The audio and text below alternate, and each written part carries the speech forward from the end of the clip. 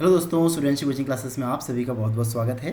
आज की जो हमारी कहानी है वो है द क्वारलिंग कैट्स, यानी झगड़ालू। है ना, क्वारल का मतलब होता है झगड़ा करना, तो क्वारलिंग यानी झगड़ालू बिल्लियाँ।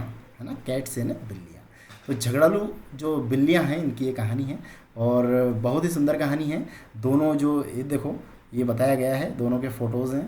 है ना, दोनों बिल्लियाँ आपस में झगड़ रही होती हैं और अचानक से ये जो है बंदर वहाँ आ जाता है और बंदर जो है उनका झगड़ा जो है सेटल करने का आश्वासन उनको देता है कि मैं आपका झगड़ा रोक के दिखाता हूँ।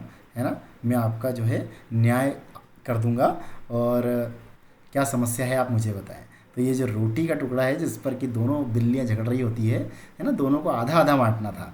तो जो बंदर होता है वो दिमाग से क्या करता है कि उसको तोड़ता जब है तो आधा आधा कभी नहीं तोड़ता है, वो थोड़ा सा बड़ा और छोटा तोड़ देता है। ठीक है, और बड़ा और छोटा तोड़ने के बाद जो है एक को दे देता है और दूसरे को जब लग रहा है कि भाई ये तो बड़ा टुकड़ा मैं इसको दे रहा हूँ, तो उसमें से फिर से वो तोड़ लेता है और जो एक्स्ट्रा पार्ट होता है वो खाता जाता है। ठीक है, और धीरे धीरे करके वो पूरी रोटी खा जाता है और इनके दोनों के लिए कुछ भी नहीं बचता है। तो ये बहुत ही सुंदर जो है कहानी है और आइए जल्दी से इसका ट्रांसलेशन अपन शुरू करते हैं। है ना, क्या है, देयर वॉज। है ना, अगेन देयर का यूज़, देयर जब भी सब है ना, किसी भी is are am was were इनके जब पहले लगता है ना, मतलब ये क्या यूज़ हुआ, सब्जेक्ट की तरह यूज़ होता है। तो इसको हम जब सब्जेक्ट की तरह यूज़ होता है तो इसको पढ़ते नहीं हैं। है ना, सीधे वॉज पढ़ते हैं यानी था। है ना, देयर को नहीं पढ़ेंगे क्योंकि डमे सब्जेक्ट है ना, सब्जेक्ट नहीं होने के कारण इसको लगाया गया है केवल, इसका यहाँ कोई मतलब नहीं है। तो देयर वॉज का मतलब होता है था। है ना, केवल क्या पढ़ेंगे, था। हाफ यानी आधा, half a loaf of bread यानी एक रोटी का टुकड़ा, अ लॉफ ऑफ ब्रेड। है ना, जैसे दो होगा, दो टुकड़े होंगे तो क्या बोलेंगे, टू लॉव्स ऑफ ब्रेड। है ना, LOAVES। है ना, एफ हटा के VES लगता है ना।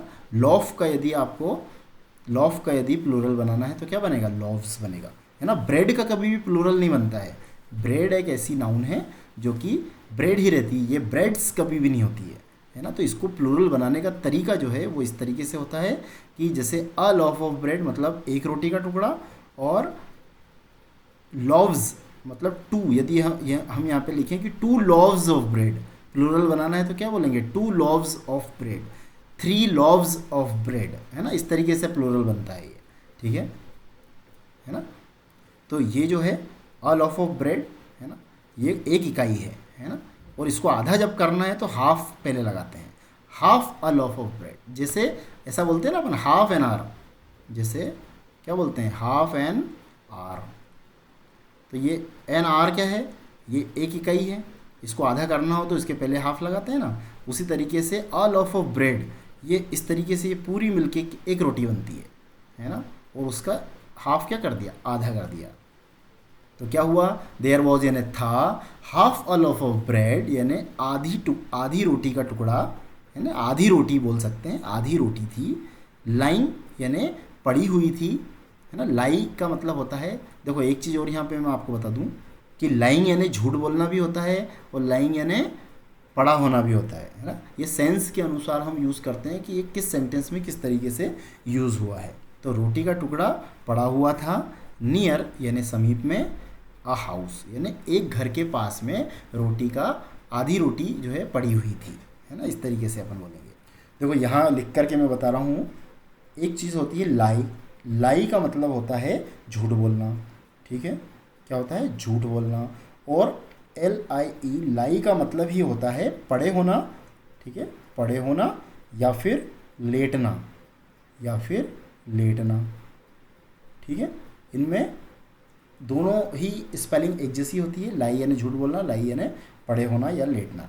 अब इनका कहाँ पर यूज़ होगा उस तरीके से अपन इसको जो है इसको समझेंगे कि इसका मतलब क्या है। अब देखो इसका सेकंड फॉर्म क्या होता है, लाई यानी झूठ बोलने का मतलब होता है ना, और ये लाइड, LIED, लाइड, है ना, यानी झूठ बोला। थर्ड फॉर्म क्या है, LIED, ये भी सेकंड फॉर्म, ये थर्ड फॉर्म, और ING यदि लगाना है तो लाइन।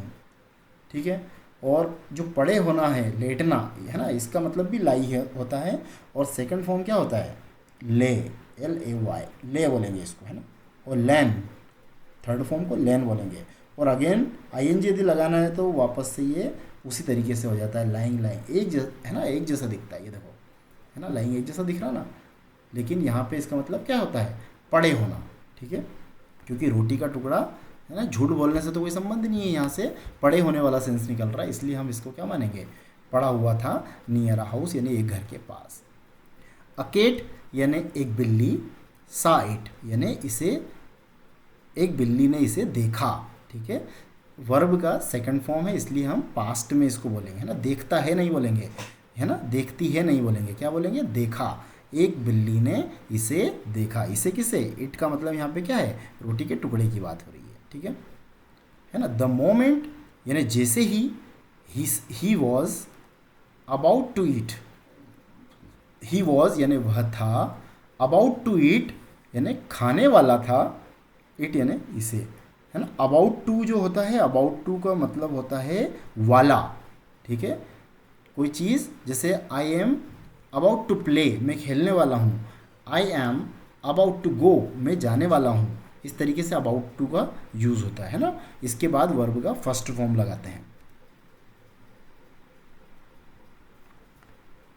तो कैसे बोलेंगे, द मोमेंट यानी जैसे ही वॉज वह था, अबाउट टू ईट यानी खाने वाला, है ना, वह जैसे ही इसे खाने वाला था।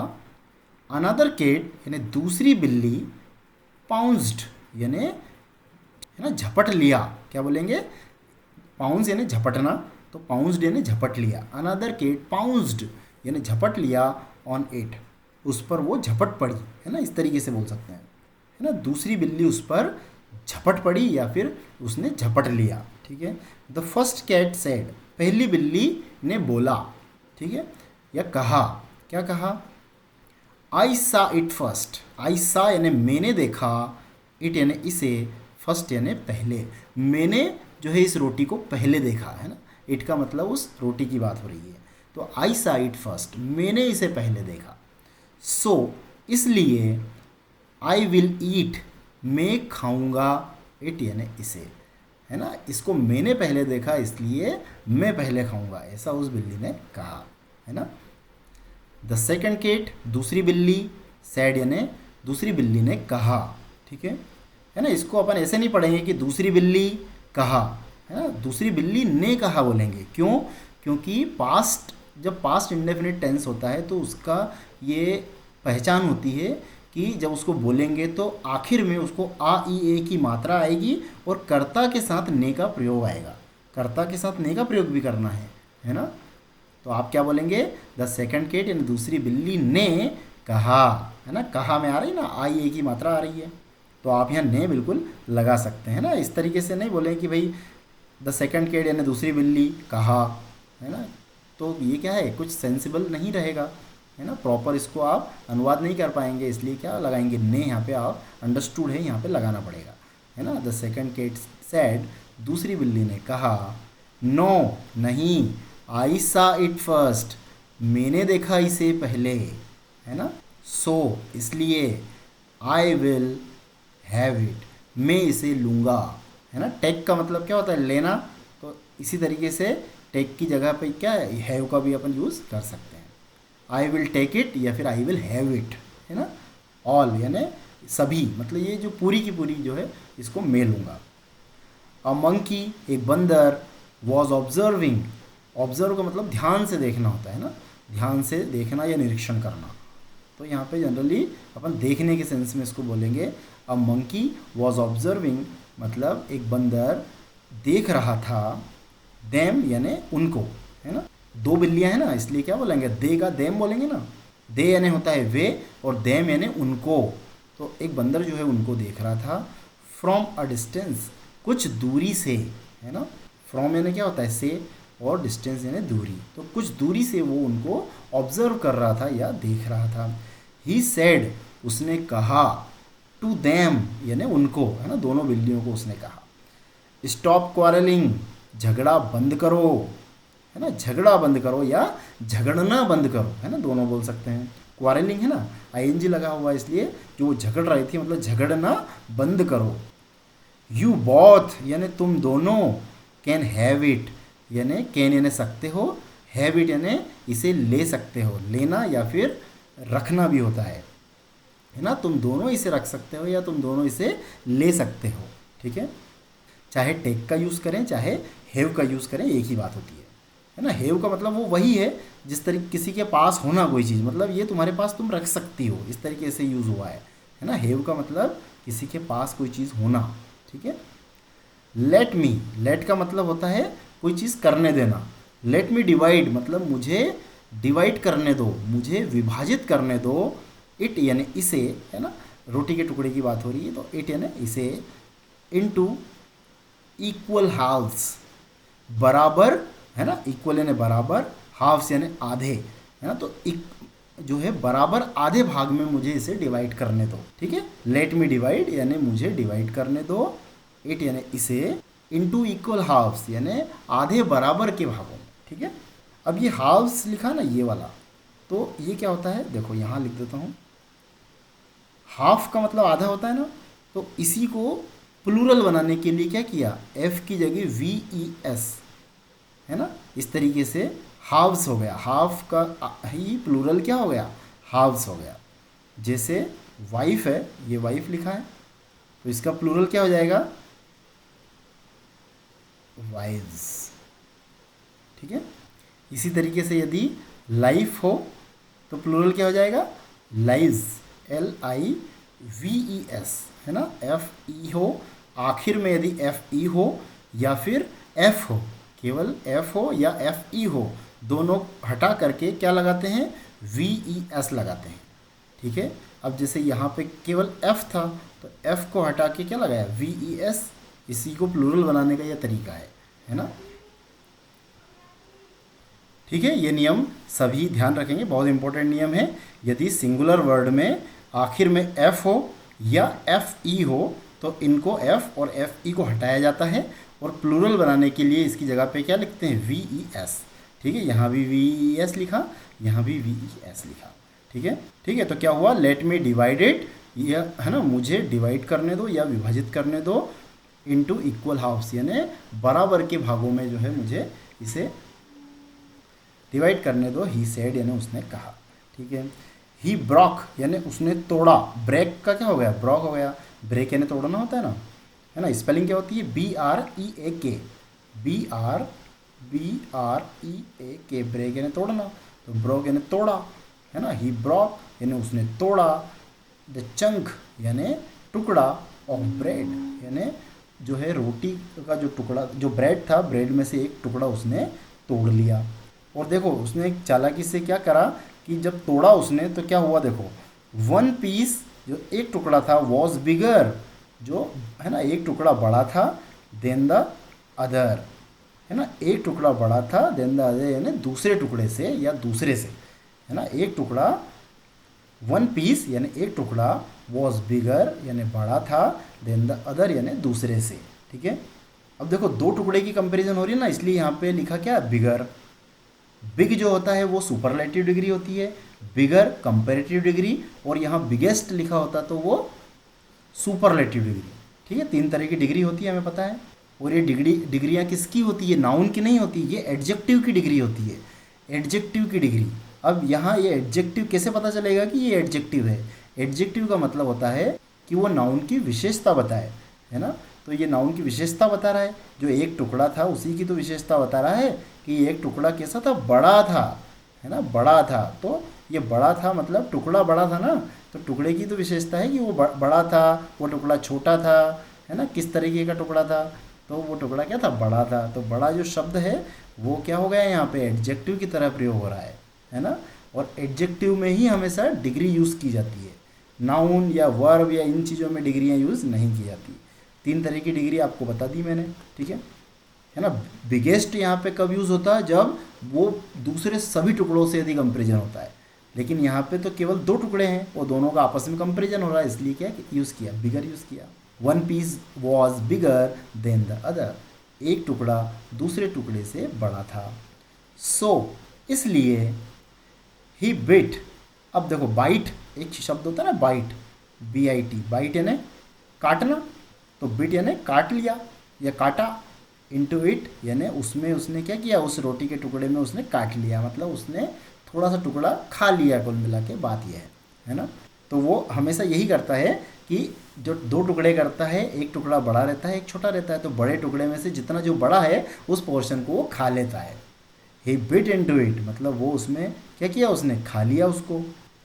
टू मेक यानी बनाने के लिए, दैम इक्वल उनको, है ना, दैम क्या यूज़ हुआ, दैम उन, है ना, उनको, किनको, टुकड़ों की बात हो रही है, दोनों जो टुकड़े थे, है ना, तो इसलिए यूज़ क्या हुआ दैम, दे का दैम। तो उन टुकड़ों को इक्वल बनाने के लिए उसने क्या किया, उसमें से वो खाता जाता, है ना। बाइट फर्स्ट फॉर्म होता है और ये बिट क्या है, ये सेकंड फॉर्म है। थर्ड फॉर्म भी इसका क्या होता है, बिट ही यूज़ होता है ना। तो पास्ट में इसको बोलेंगे कि उसने उसमें से कुछ टुकड़ा काटा या काट लिया उसको इक्वल बनाने के लिए, ठीक है। उनको, है ना, दे मैंने उनको इक्वल बनाने के लिए। देन यानी फिर, ही सा दैट उसने देखा कि, द अदर पीस यानी दूसरा टुकड़ा वॉज बिगर बड़ा था, है ना। अब उसने खाया भी, देखो खाया भी इस तरीके से कि जिसको खाया है वो थोड़ा सा छोटा हो जाए दूसरे टुकड़े से। तो अब उसने देखा कि भाई अब तो दूसरा टुकड़ा बड़ा हो गया, सो इसलिए ही बिट इनटू इट मतलब ही यानी उसने, बिट यानी काट लिया, इनटू इट मतलब उसमें फिर से उसने उस रोटी के टुकड़े में काट लिया, ठीक है। ही कंटिन्यूड डूइंग, ही कंटिन्यूड यानी उसने ना जारी रखा, जारी रखना होता है ना कंटिन्यू यानी, तो कंटिन्यूड यानी क्या हुआ, जारी रखा, उसने जारी रखा डूइंग दिस मतलब ऐसा करना उसने जारी रखा। ही कंटिन्यूड डूइंग दिस ऐसा करना उसने जारी रखा, अनटिल जब तक नहीं, देयर वॉज यानी था, नो ब्रेड लेफ्ट मतलब कोई भी ब्रेड जो है वो बच नहीं जाता जब तक उसने जो है वो उसको इस तरीके की प्रोसेस जो है उसने जारी रखी, है ना। यहाँ पे नो मतलब वो नो नेगेटिव नॉट वाला नो नहीं है, नो ब्रेड यानी इसका मतलब होता है कोई ब्रेड, कोई भी ब्रेड, है ना, लेफ्ट यानी बचना, तो कोई भी ब्रेड बच नहीं जाती जब तक उसने ये चीज़ें, है ना, जारी रखी। अलास, अलास का मतलब होता है अफसोस, ठीक है। और ये जो चिन्ह लगा है ना, ये मार्क लगा है, इसको बोलते हैं एक्सक्लेमेशन मार्क, ठीक है। क्या बोलते हैं, एक्सक्लेमेशन मार्क। हिंदी में बोलते हैं विस्मयादि बोधक चिन्ह, मतलब विस्मय यानी आश्चर्य की जो स्थिति होती है उसका बोध कराने के लिए ऐसा मार्क लगाया जाता है। तो क्या बोलेंगे अपन इसको, अलास यानी अफसोस। अच्छा ये जो शब्द होगा ना, ये जो शब्द हो गया अपना, ठीक है, ये जो अलास ये पूरा जो शब्द हो गया, इसको अपन क्या बोलेंगे, इसको बोलेंगे इंटरजेक्शन। क्या बोलेंगे, इंटरजेक्शन, है ना। जिन शब्दों में आखिर में क्या यूज़ हो, एक्सक्लेमेशन मार्क यूज़ हो, उन शब्दों को इस तरीके से क्या बोलेंगे, इंटरजेक्शन बोलते हैं, ठीक है। देयर इज़ यानी है ना, इसको क्या पढ़ेंगे, केवल है। नो ब्रेड कोई भी रोटी, लेफ्ट यानी बची, फॉर यू यानी तुम्हारे लिए। There is no bread left for you कोई भी रोटी तुम्हारे लिए नहीं बची है। ही सेड यानी उसने कहा।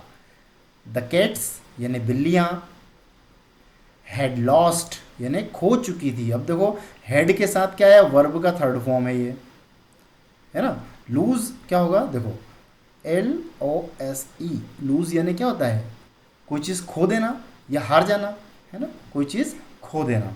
तो लूज, लॉस्ट, लॉस्ट, तो ये क्या हो गया, हैड लॉस्ट यानी खो चुका था या खो चुके थे।